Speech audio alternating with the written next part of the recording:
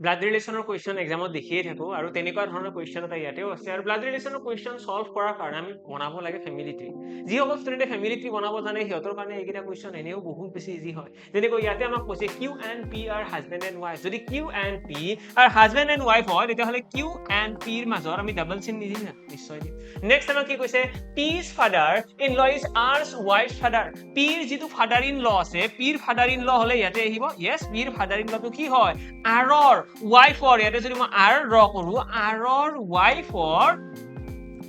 ৱাইফৰ father অৰ্থাৎ আৰৰ wife আৰু কিউৰ একেটাই হ'ব ভায়েক ভনীয়ে নেক্সট আমাক কি কৈছে Q's father P's father-in-law is R's wife father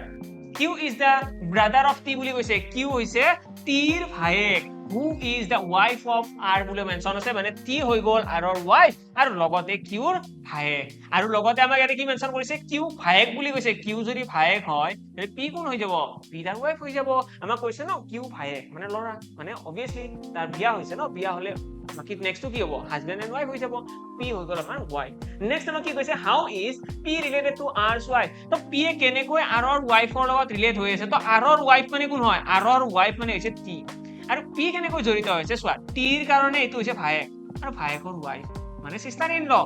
ভায়েক ব্ৰাদাৰৰ যোনজনী ৱাইফ সিস্টাৰ বুলি কয় ন তো সিস্টাৰ ইন লয় হৈ গ'ল আমাৰ এইটো কুৱেশ্যনৰ কাৰেক্ট আনসাৰ